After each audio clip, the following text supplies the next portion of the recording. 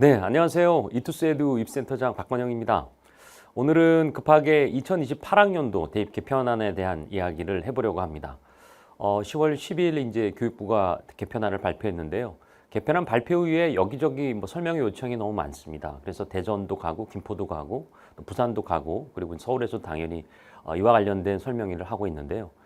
현재 예비 고1, 그 다음에 중3이 되는 중2 학생들, 학부모님들이 초미의 관심사입니다.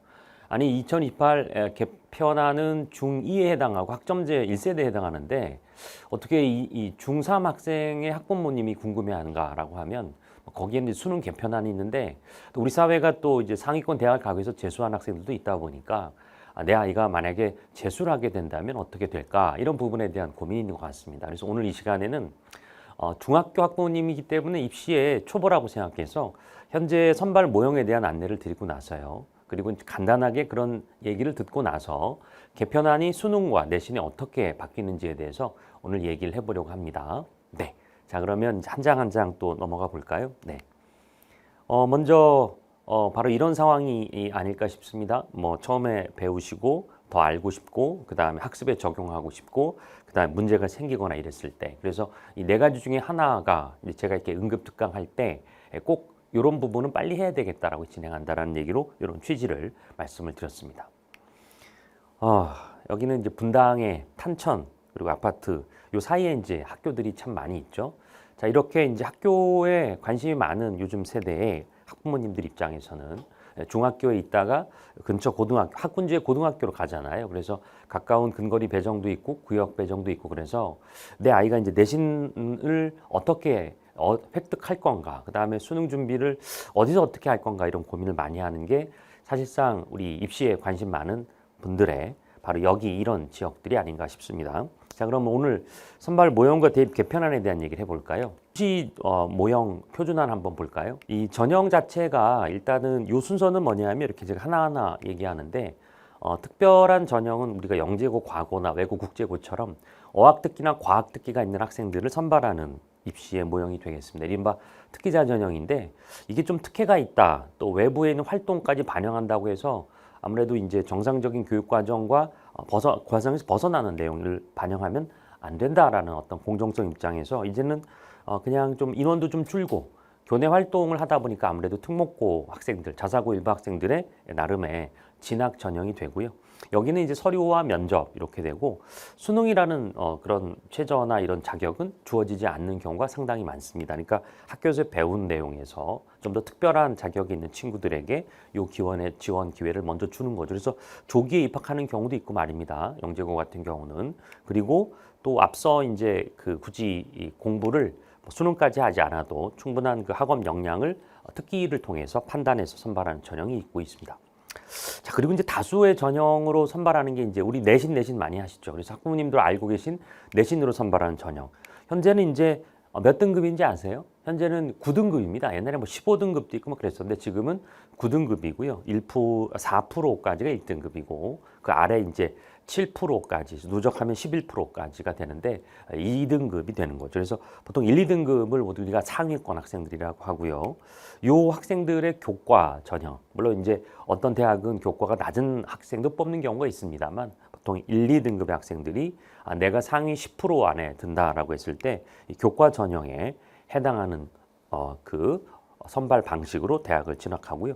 그리고 면접도 있는 경우도 있고 그래서 이번에 응용통계학과 갔던 학생 같은 경우는 생기부에 있는 거 이외에 응용통계 관련 활동이 있는 거 얘기해봐 라는 교수의 질문도 들었다라고 합니다.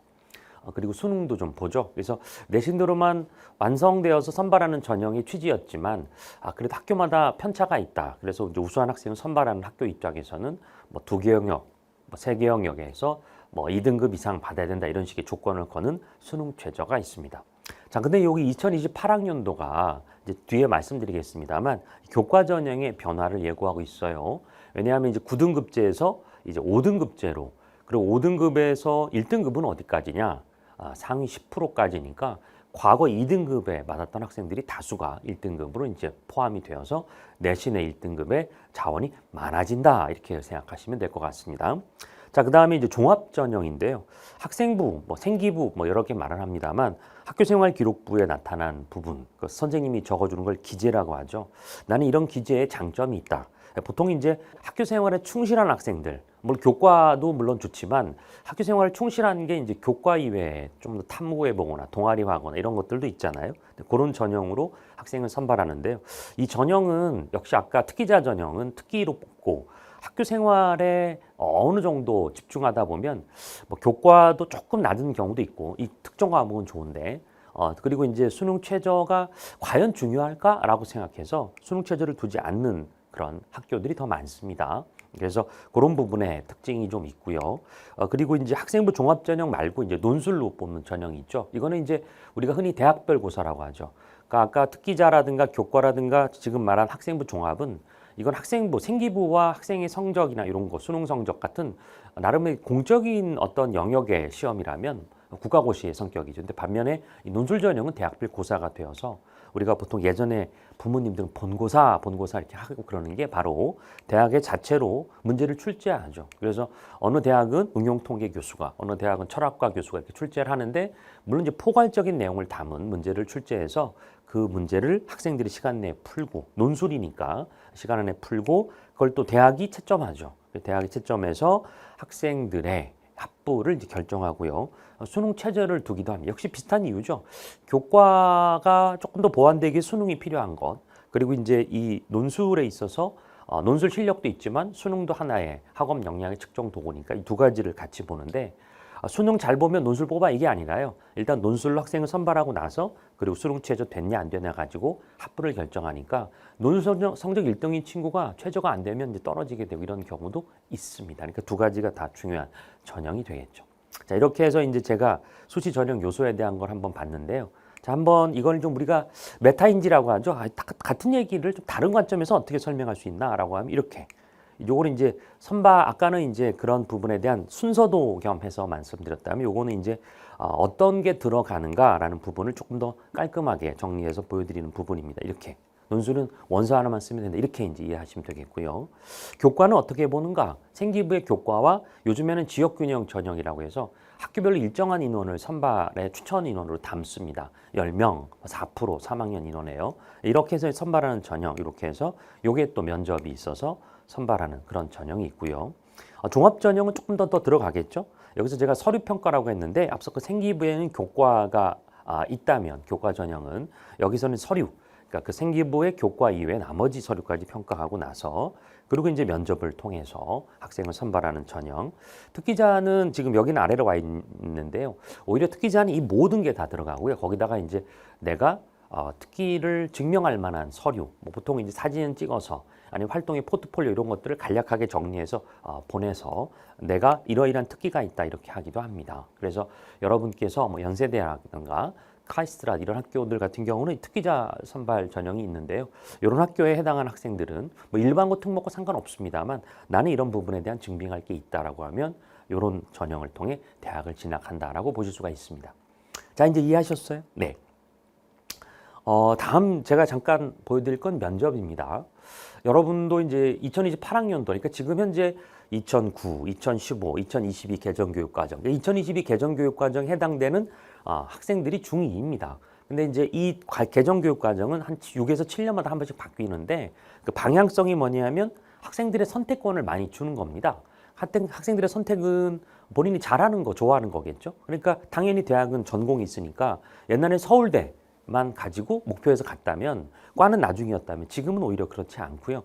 서울대 안에서도 나는 바이오 시스템이 좋다. 아니면 나는 조경이 좋다. 아니면 나는 언론 정보에 나는 굉장한 관심이 있다. 이런 것들이 있어요. 그러니까 그런 부분으로 이제 선택을 중요하시는 개정교육 과정 안에서 입시도 그런 학생들의 전공 선택에 초점 맞춰서 학생을 선발하다 보니까 생기부에 나타나 있는 이상의 모습을 좀 더 구체적으로 보려고 하죠. 그래서 그게 면접입니다. 면접도 대학에서 교수님이 직접 보는 시험이니까 본고사인가요? 혹은 뭐 대학별 고사인가요? 네, 이것도 대학별 고사입니다. 그래서 우리가 흔히 대학별 고사하면 논술, 그 다음에 면접 이렇게 보시면 되고요. 제시문을 주고 면접 보는 경우도 있고요. 서울대 일반 전형이나 고려대 활동 우수 전형, 학업 우수 전형이나 연세대 활동 우수 전형 이런 부분이 있고요. 오히려 이제 그렇지 않고 이렇게 생활기록부라든가 자기소개서 지금은 이제 폐지됐지만 그리고 이제 책 읽은 거 이런 것들을 가지고 묻는 질문이 있는데요. 어떤 계획이었어? 왜 읽었어? 그리고 그걸 읽게 된 계기는 뭐야? 이런 식으로 해서 이 권력의 병리학이란 책이라고 하면 아무래도 이 부분에 대한 것들은 의사 쪽, 의학 계열 아니면 또 이제 아무래도 행정이나 법과 관계된 친구들이 관심 있게 읽었다고 볼 수 있는데요. 요걸 왜 읽었는지 전공의 관점에 설명하는 게 있습니다. 자, 이렇게 해서 제가 이제 입시에 대한 전체적인 흐름을 보여드렸는데 뭐 시기적으로는 이렇게 여러분이 이제 3학년이 되면은 논술, 교과, 종합 전형을 준비해서 보통 이제 9월 달에 원서 접수하니까 이렇게 제가 이제 9월 달 원서 접수 이렇게 9월 달 나오죠. 전형 준비 기간이 이제 3학년 1학기. 그러니까 여러분에게 3학년은 굉장히 바쁜 시기입니다. 서류 준비하랴 뭐 등등 대학교 결정하랴. 대학을 결정했어요. 6개 정도 논술 보러 갈까? 학종 면접이 수능 전과 수능 후에 이렇게 있거든요. 이렇게 가는 거. 그리고 이제 그런 거 없이 한꺼번에 그냥 일괄로 묶어서 가는 전형의 대학도 있습니다. 그리고 합격자 발표하고 수능 결과 나오면 이때 합격자 발표는 수시 합격자 결과고요. 다시 추가 합격이 있고 그다음에 정시 모집이 시작되고 여기서 정시 모집이 입시의 끝이 됩니다. 자, 이렇게 10여 분 동안 이런 부분에 대해서 이제 알아봤고 이제 한 번 더 이제 다음에는 우리 실제로 어떻게 이제 대입 개편이 되는가 이런 얘기를 진행해 보고자 합니다.